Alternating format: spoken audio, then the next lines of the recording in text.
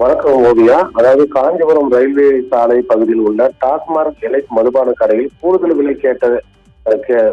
விலையை தட்டி கேட்ட இளைஞரை கடையின் சட்டரை மூடி ஊழியர்கள் சரமாரியாக தாக்கியுள்ளதாக ஒரு புகார் எழுந்துள்ளது. காஞ்சிபுரம் அருகே ஓரிக்க பகுதியைச் சேர்ந்த பாலாஜி என்ற இளைஞர். இவர் ரயில்வே சாலை பகுதியில் உள்ள எலைட் மதுபான கடைக்கு மது வாங்க சென்றுள்ளார்.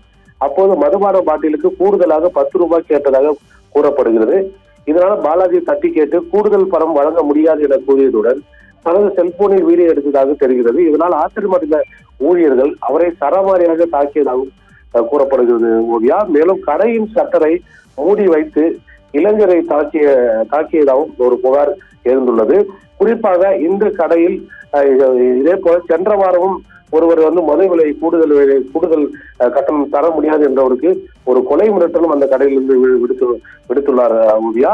மேலும் அடாவடி வசூலில் ஈடுபடும் டாஸ்மார்க் விற்பனையாளர் மீது உரிய நடவடிக்கை எடுக்காமல் டாஸ்மார்க் மாவட்ட மேலாளர் கண்டுகொள்ளாமல் இருப்பது மதுப்பிரியர் மத்தியில் அதிர்ச்சியை ஏற்படுத்தியுள்ளது. தமிழக அரசு மது விற்பனையில் கூடுதல் விலை விற்காமல் பாட்டிலில் உள்ள விலை விற்க உத்தரவு இட்டாலும் அதை காற்றில் பறக்கவிடும் அதிகாரி முதல் டாஸ்மார்க் ஊழியர்கள் தற்போது இருந்து வருவது பொதுமக்கள் மத்தியில் பெரும் அதிர்ச்சியை ஏற்படுத்தியுள்ளது ஓவியா.